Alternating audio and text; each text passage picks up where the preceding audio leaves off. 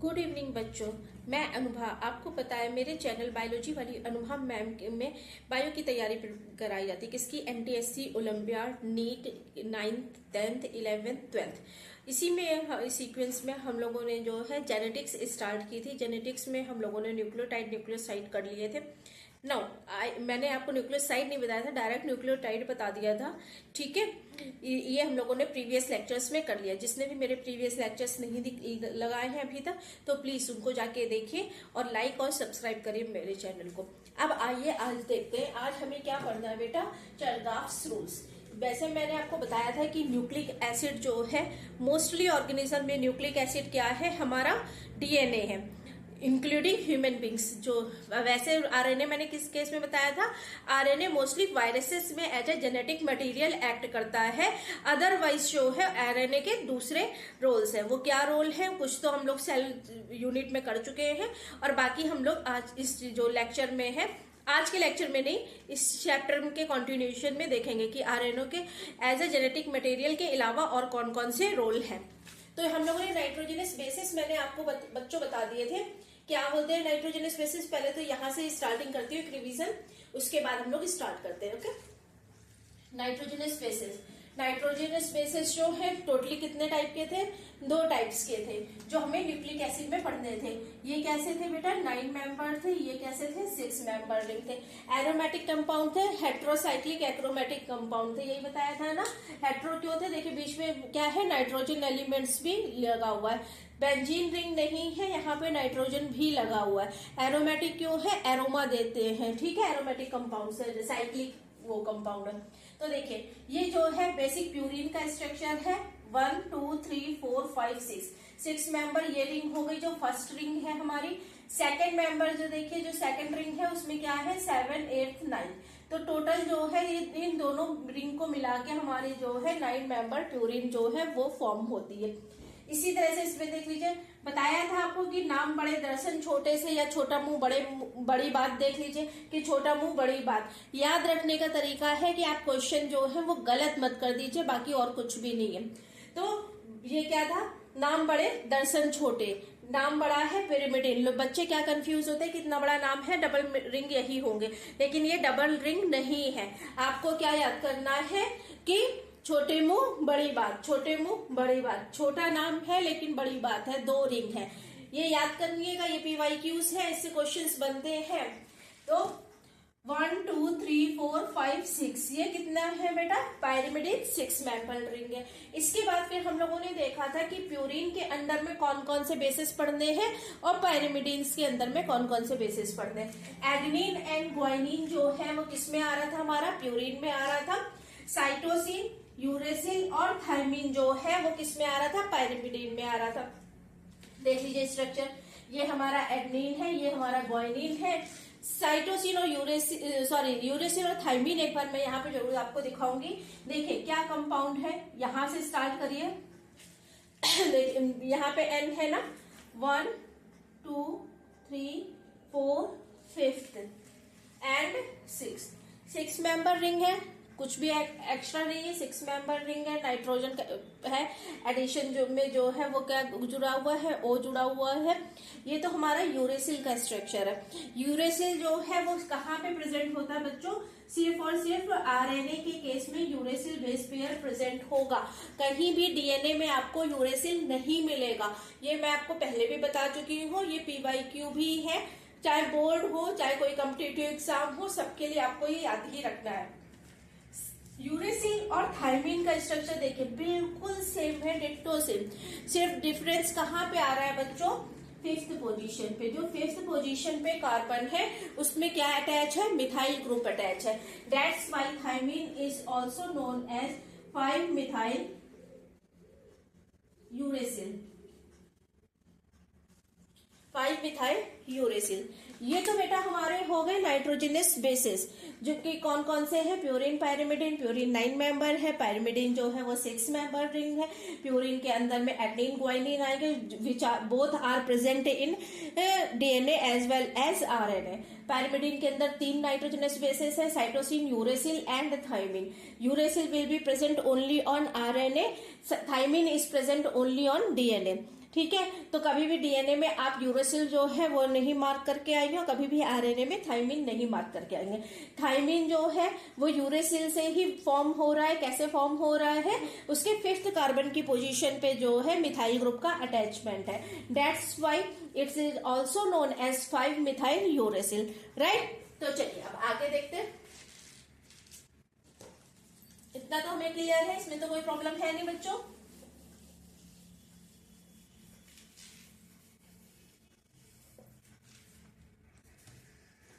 अच्छा देखिए, अगर मैं आपसे बोल रही हूं एक कंपाउंड हमारा ये है, ठीक है, ये हमारा क्या है बच्चों बताइए, ये क्या है हमारा, लिख देती हूँ CH2OH। ये हमारी क्या है, राइबोस शुगर है, which are involve in both RNA and DNA, right, होती है। अगर यहाँ पे जो है सेकेंड पोजीशन से ऑक्सीजन का रिमूवल हो जाता है तो ये क्या हो जाती है, डीऑक्सी राइबोन्यूक्लिक एसिड में फॉर्मेशन में इन्वॉल्व होती है। अगर यहाँ पे OH प्रेजेंट होता है बच्चों तो ये क्या हो जाती है, ये राइबोन्यूक्लिक एसिड के फॉर्मेशन में इन्वॉल्व होती है। RNA और DNA में जो स्ट्रक्चरली जो डिफरेंस आता है वो मेन जो अगर आप कंपोनेंट के बेस पे देखें तो राइबोस शुगर दोनों में प्रेजेंट है, 5 मेंबर्ड रिंग प्रेजेंट है, दोनों ही जो है सेम राइबोस शुगर से फॉर्म हो रहे हैं। बस सेकेंड पोजीशन से in case of DNA second position से रिमूवल ऑफ ऑक्सीजन हो जाता है, that's Y deoxy ribonucleic acid. इसके बाद मैंने आपको बताया था पहले कि नाइट्रोजनस बेसेस जो प्रेजेंट होते हैं बच्चों, तो वो नाइट्रोजनस बेसेस जो है उनमें भी डिफरेंस है RNA और DNA के केस में। अगर हम RNA की बात कर रहे हैं तो RNA के केस में यूरेसिल प्रेजेंट होगा इंस्टेड ऑफ थाइमिन, और अगर हम किसकी बात कर रहे हैं, DNA की बात कर रहे हैं, तो DNA में थाइमिन प्रेजेंट होगा इंस्टेड ऑफ यूरेसिल। ये दोनों स्ट्रक्चरली जो है वो डिफरेंस है RNA और DNA में। उसके बाद डबल स्टैंडर्ड, सिंगल स्टैंडर्ड, वो तो हम आगे देखेंगे। अब देखिए बच्चों, ये तो हमारी क्या हो गई, ये हमारी शुगर हो गई, यहाँ पे भी OH प्रेजेंट होगा। अब मैं यहाँ से ये O रिमूव कर दे रही हूँ, दैट्स वाई इट इज जो है, अब ये किसमें आ गया, डीऑक्सी राइबोन्यूक्लिक एसिड। अगर मैं ये शुगर में, ये एक इंपॉर्टेंट पॉइंट था, ये कल मैंने जो है स्किप कर दिया था गलती से, इसलिए मैं अभी बता रही हूँ। ये हमारी शुगर है, चलो पूरा ही लिख देती हूँ। शुगर में भी कौन सी है बेटा, राइबोस शुगर है। राइबोस शुगर कैसी है बच्चों, 5 कार्बन शुगर है, ये हम लोग कल कर चुके हैं। अब अगर मैं इसमें जो है क्या ऐड कर दूं बच्चों, nitrogenous base, any nitrogenous base, it may be purine, it may be pyrimidine, it may be adenine, guanine, cytosine, thymine, uracil, right. No, uracil नहीं होगा बच्चा, यहाँ पे क्या है, डीऑक्सी राइबोस शुगर है। यहाँ पे जो मैंने राइबोस लिखी है ये कैसी है बच्चों, डीऑक्सी है, तो यूरेसिल यहाँ पे प्रेजेंट नहीं होगा, uracil will be not there, uracil नहीं हो सकता क्योंकि यहाँ पे डीऑक्सी राइबोन्यूक्लिक एसिड की बात हो रही है, उसका फॉर्मेशन हम करने जा रहे हैं। तो यहाँ पे अगर डीऑक्सी राइबोस शुगर ले रहे हैं जहाँ सेकंड नंबर पे ऑक्सीजन हम निकाल चुके हैं, तो यहाँ पे यूरेसिल नहीं होगा। यूरेसिल के अलावा कोई भी हो सकता है, एडेनिन हो सकता है, ग्वानिन हो सकता है, थाइमिन हो सकता है, साइटोसिन हो सकता है, कोई भी नाइट्रोजनस बेस हो सकता है। तो वो जो बेस है बेटा वो किस पोजीशन से अटैच होगा बच्चों, देखिए इसका अटैचमेंट देख लीजिए, ये हमारी शुगर हो गई बच्चों, ये शुगर है हमारी, इसको ठीक से बैठ कर दीजिए।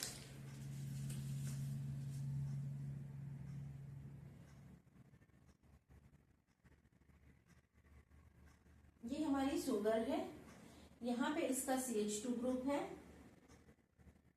ये मैंने क्या बताया, ये 5 कार्बन है, मीन्स ये क्या होगा, 4th होगा, ये 3rd होगा, ये 2 होगा, ये 1 होगा।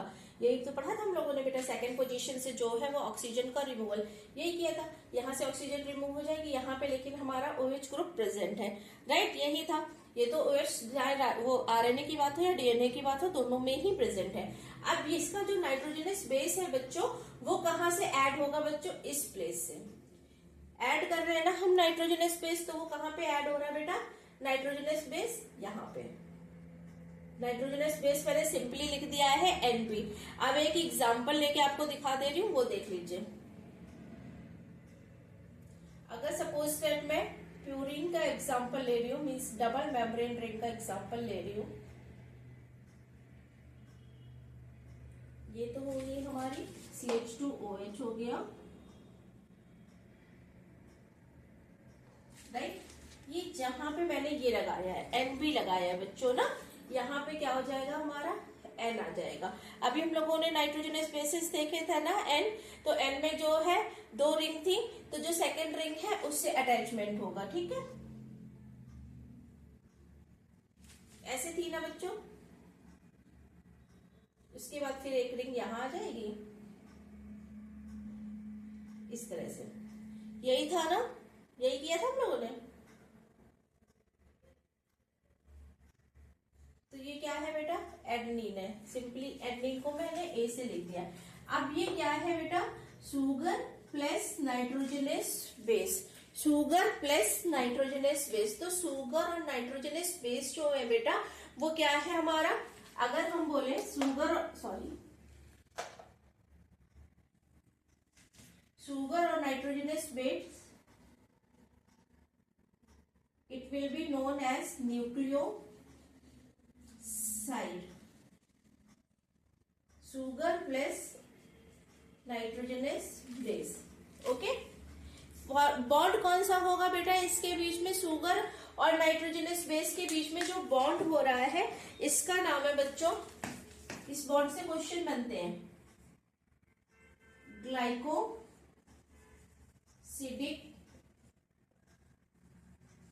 ग्लाइको यू नो कि शुगर के लिए यूज हो रहा है, ग्लूकोज होता है ना, तो ग्लाइको से रिलेट कर लीजिएगा। तो शुगर और नाइट्रोजनस बेस के बीच में ये बॉन्ड जो है बच्चों, इसको हम क्या बोलेंगे, ग्लाइकोसिडिक बॉन्ड, ठीक है। इससे ग्लाइकोसिडिक बॉन्ड से क्वेश्चन आया हुआ है, न्यूक्लियोसाइड से क्वेश्चन आया हुआ है। अब इसी न्यूक्लियोसाइड में अगर हम, ये दिख रहा है क्या, इसी न्यूक्लियोसाइड में अगर हम फॉस्फेट अटैच कर देते हैं, इसी न्यूक्लियोसाइड में अगर हम फॉस्फेट अटैच कर देते हैं बच्चों, तो ये क्या बन जाता है हमारा, न्यूक्लियोटाइड।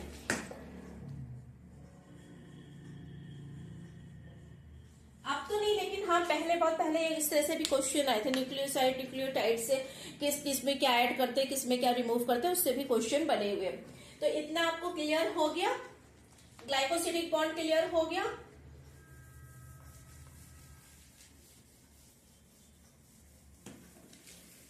एक चीज और देख लीजिए, फिर मैं आपको चेरग्राफ रूल्स जो है वो बता देती हूँ बच्चों। ये हमारी सपोज दैट शुगर है वही राइबोज शुगर ही है, यहाँ पे हमारा नाइट्रोजनस बेस है, ये हमारा क्या है बेटा, मीन्स फॉस्फेट लगा हुआ है, ठीक है। अब देखिए होता क्या, यहाँ पे OH होता है ना बच्चों। अब यहाँ पे क्या है, दूसरी शुगर है हमारे पास, ये फर्स्ट मॉलिक्यूल है, ये सेकंड मॉलिक्यूल है। पॉलीन्यूक्लियोटाइड होता है, न्यूक्लियोटाइड से DNA नहीं बनता है, पॉलीन्यूक्लियोटाइड होता है, बहुत सारे कंपाउंड ऐड हो गए। तो एक के आप देख लीजिए कि किस तरह से एडिशन हो रहा है, बाकी तो आप खुद ही कर लेंगे। यहाँ पे हमने लगा दिया, कोई भी नाइट्रोजनस बेस हो सकता है, प्यूरिन और पायरिमिडिन।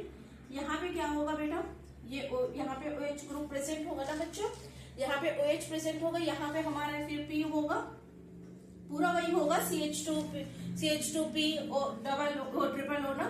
तो ये ऑक्सीजन जो है इसके ऑक्सीजन के साथ रिएक्ट करके वाटर का रिमूवल हो जाएगा। यहाँ पे जो मैंने P बनाया है, ये P आप फॉस्फेट से रिलेट करिएगा, और फॉस्फेट जुड़ा ही हुआ है CH2OH से ना। तो अब अगर मैं इससे यहां से वाटर मॉलिक्यूल निकलेगा बच्चों, तो ये क्या बन जाएगा, सिंपली हमारा ये हो गया NB, ओके। ये तो हमारा फॉस्फेट लगा ही हुआ है, ये एक यहाँ पे फॉस्फेट अटैच हो गया, ये देखिए ये फॉस्फेट अटैच हो गया, ठीक है। इसको मैं ऐसे दिखा देती हूँ डैश डैश से, ये जो फॉस्फेट है ये OH ग्रुप से ये अटैच हो गया। अब यही फॉस्फेट जो है इधर इससे भी तो जुड़ा हुआ है, इस रिंग से,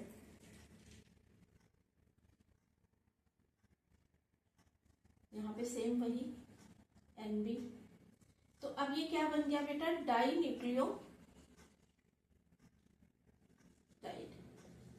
ये तो डाई न्यूक्लियोटाइड, क्यों? क्योंकि दो यूनिट न्यूक्लियोटाइड की जुड़ गई ना, sugar based phosphate, sugar based phosphate. एक सिंगल यूनिट हो गई सुगर बेस्ड फॉस्फेट और दूसरी सिंगल यूनिट हो गई सुगर बेस्ड फॉस्फेट, वो अब एक बॉन्ड से जुड़ गई है, that's why it is a dinucleotide. इसी तरह से पॉलीन्यूक्लियोटाइड जो है उसका फॉर्मेशन हो जाता है। अब देखिए यहाँ पे एक बॉन्ड जो है वो सुगर और फॉस्फेट के बीच में है, यहाँ पे एक बॉन्ड सुगर और फॉस्फेट के बीच में है ना, ये जो पूरा मॉलिक्यूल जो है, यहाँ पे एस्टर बॉन्ड बन रहा था ना, तो अब इस बॉन्ड को हम क्या बोलते हैं, जो डाई न्यूक्लियोटाइड में इन्वॉल्व होता है, that is diester bond, diester bond. ठीक है, ये भी क्वेश्चन जो है वो आ जाता है कि डाई न्यूक्लियोटाइड में कौन सा बॉन्ड प्रेजेंट होता है। तो डाई न्यूक्लियोटाइड में ये तो प्रेजेंट ही है, ग्लाइकोसिडिक बॉन्ड तो प्रेजेंट ही है, लेकिन बच्चों जो डाई न्यूक्लियोटाइड फॉर्म हो रहा है, जो डाई न्यूक्लियोटाइड बन रहा है बच्चों, वो किसकी वजह से बन रहा है, इस डाइएस्टर बॉन्ड की वजह से। जो ये डाई न्यूक्लियोटाइड, ये जो दो मॉलिक्यूल न्यूक्लियोटाइड के अटैच हो रहे हैं, वो किसकी वजह से अटैच हो रहे हैं बच्चों, वो अटैच हो रहे हैं इस डाइएस्टर बॉन्ड की वजह से। ओके, अब चलिए, डाइएस्टर समझ में आ गया, ग्लाइकोसिडिक समझ में आ गया, नाइट्रोजनस बेसिस समझ में आ गया। अब एक साइंटिस्ट थे बच्चों, ये जो हम लोगों ने लिखा है ना चिरगाफ्स रूल, इसी नाम से फेमस है, चिरगाफ्स रूल के नाम से ही फेमस है। ये कौन थे बेटा, एरविन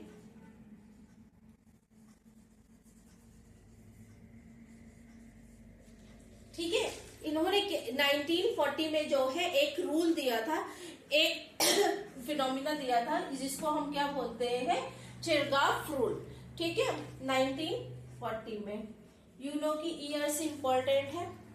तो अब इन्होंने बोला क्या था इस रूल के में, क्या बोला था इन्होंने, देखिए अगर आप देखिए डीएनए का स्ट्रक्चर कुछ इस तरह से होता है, एक हेलिक्स हमारा ये है, एक हेलिक्स ये है, यही तो हम लोगों ने अभी तक पढ़ा है। तो अगर यहाँ पे एक नाइट्रोजनस बेस होगा तो यहाँ पे दूसरा नाइट्रोजनस बेस होगा, दोनों आपस में किससे जुड़ते हैं, हाइड्रोजन बॉन्ड से। दो नाइट्रोजनस बेस पेयर जो है, एक ये है, एक ये है नाइट्रोजनस बेस, इनके बीच में जो बॉन्ड बनता है उसको हम क्या बोलते हैं बेटा, कौन से बॉन्ड से, जैसे अभी हम लोगों ने फॉस्फोडाइएस्टर पढ़ा, ग्लाइकोसिडिक पढ़ा, उसी तरह से यहाँ पे कौन सा बॉन्ड बनता है, हाइड्रोजन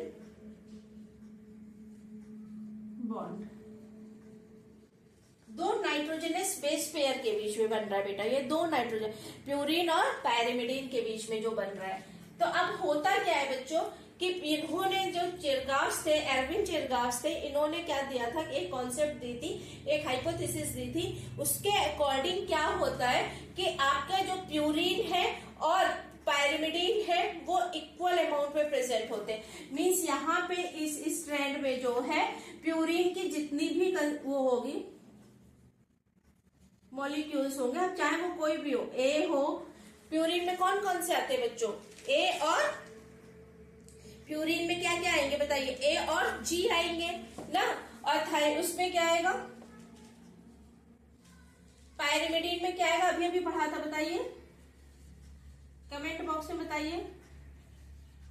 पैरिमिडीन में हम लोगों ने 3 बेस पेयर पढ़े थे, कौन कौन से पढ़े थे,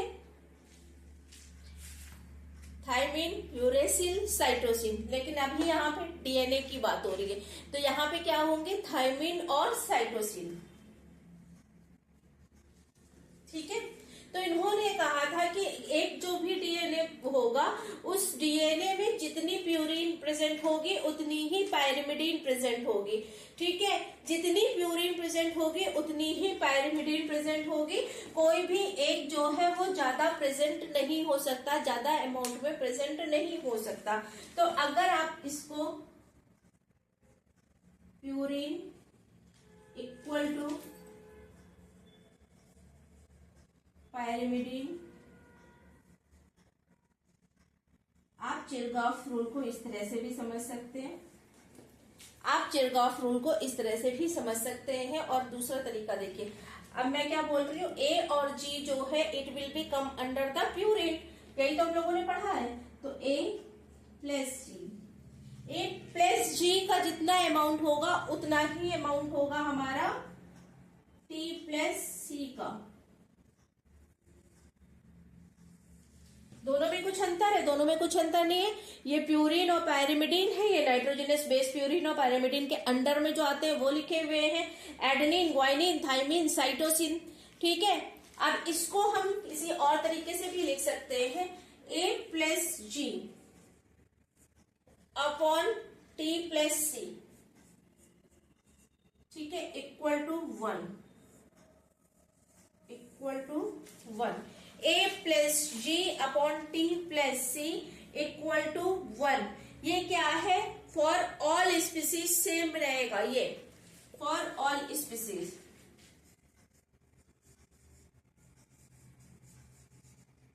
जितनी भी स्पीसीज है सबके लिए ये जो है ये एप्लीकेबल है 1। ठीक है, A+G अपॉन T+C। और बेटा ये बहुत इंपॉर्टेंट है, इससे बहुत क्वेश्चंस आते हैं, बहुत ज्यादा क्वेश्चंस बनते हैं, चाहे वो कंपटीशन हो, चाहे वो नीट हो का कंपटीशन हो या कोई भी। तो A+G upon T+C equal to 1 कहे, बात एक ही है। A+G इक्वल टू T+C कहे, बात एक ही है। प्यूरिन इक्वल टू पायरिमिडीन बोले, बात एक ही है। अब एक बात सुनिए, इससे रिलेटेड न्यूमेरिकल जो है वो हम लोग नेक्स्ट लेक्चर में देखेंगे। नेक्स्ट लेक्चर में मैं इससे रिलेटेड न्यूमेरिकल्स आपको सॉल्व कराऊंगी। ठीक है, अब देखिए, अगर हम इसको 1 की जगह ऐसे लिख दें बच्चों, A+, अगर मैं लिख रही हूं A+, ये देखिए, आप देख रहे हैं क्या लिखा है मैंने? ये प्यूरिन है, ये पायरिमिडीन है, ये प्यूरिन है, ये पायरिमिडीन है, राइट। ये प्यूरिन और पायरिमिडीन जो है, अब उसको हमने लिया है। इसके लिए क्या होता है बेटा? इसके लिए एक फॉर्मूला होता है, अगर मैंने ये लिखा है और यहाँ पे कोई वेरिएबल x लिया है, कोई वेरिएबल x लिया है, तो ये क्या होगा? x is less then in case of prokaryotes.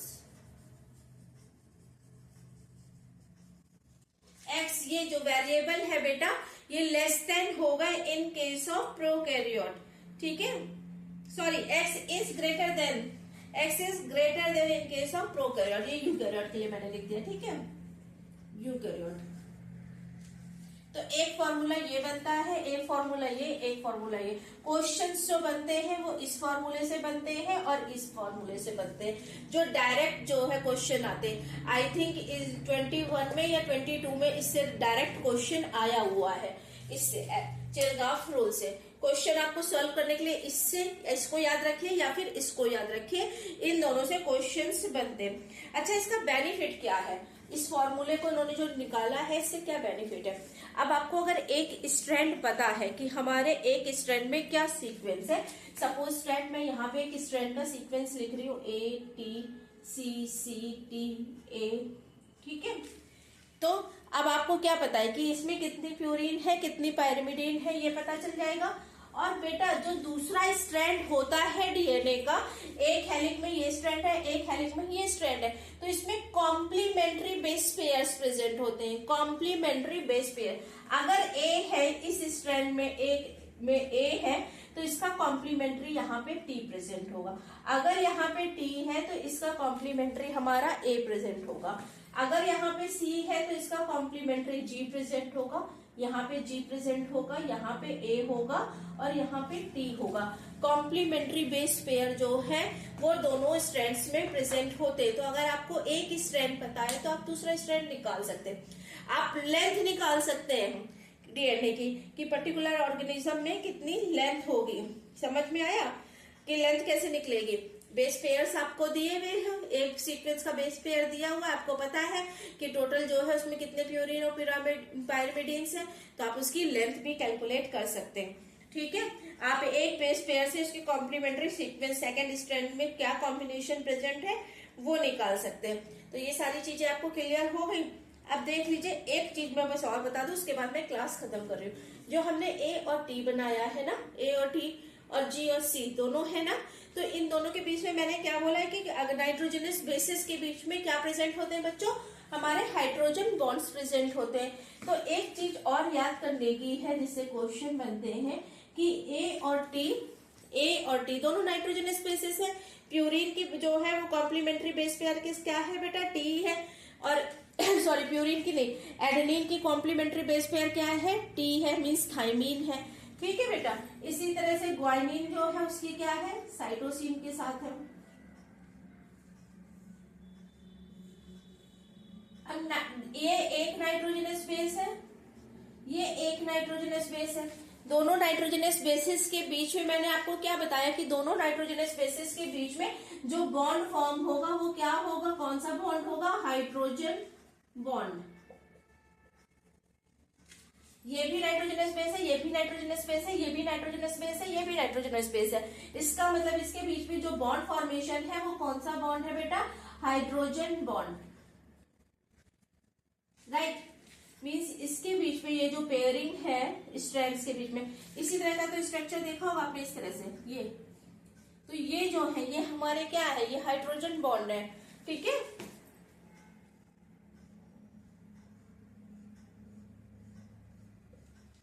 Hydrogen bond है, लेकिन ए और टी के बीच में कितने बॉन्ड्स का फॉर्मेशन हो रहा है, 2 हाइड्रोजन बॉन्ड का। जी और सी के बीच में कितने बॉन्ड्स का फॉर्मेशन हो रहा है, 3 बॉन्ड का फॉर्मेशन। ठीक है। तो ये याद रहेगा आपको कि ए और, याद रहेगा नहीं, याद ही करना है, ऑप्शन नहीं है, याद ही करना है। ए और टी के बीच में 2 हाइड्रोजन बॉन्ड प्रेजेंट होंगे, जी और सी के बीच में 3 हाइड्रोजन बॉन्ड प्रेजेंट होंगे। ठीक है। किसी भी तरह से आपको रिलेट कर लीजिए, किसी तरह से भी किसी भी उससे याद करिए, लेकिन ये आपको याद ही करना है। नाइट्रोजनस बेसिस के बीच में हाइड्रोजन बॉन्ड होंगे, लेकिन हाइड्रोजन बॉन्ड अगर आप इसे ए और टी के बीच में पूछा जाए तो ए और टी के बीच में 2 हाइड्रोजन बॉन्ड होंगे। सी और जी के बीच में जो है, अब मैं जी को इधर लिखूं या इधर लिखूं कोई बात नहीं, फर्क नहीं पड़ता, बस ये कॉम्प्लीमेंट्री होना चाहिए। जी की पेयरिंग टी के साथ नहीं होगी, सी की पेयरिंग ए के साथ नहीं होगी, ये याद रखना है। ठीक है। हाइड्रोजन बॉन्ड जो है वो 3 प्रेजेंट होंगे। तो आई होप कि चेरकॉफ्स रूल आपको अच्छे से समझ आ गया, उसके न्यूमेरिकल्स सॉल्व करिएगा। अगर कोई प्रॉब्लम आती है तो मुझसे पूछिएगा, अदरवाइज मैं भी आपको प्रैक्टिस के लिए कुछ न्यूमेरिकल्स सॉल्व करवा दूंगी। Thank you, have a nice day. और प्लीज मेरे चैनल को ज्यादा से ज्यादा लोगों के साथ शेयर करिए कि मुझे भी मोटिवेशन मिले। ठीक है। Please like, share and subscribe my channel. Thank you, have a nice day.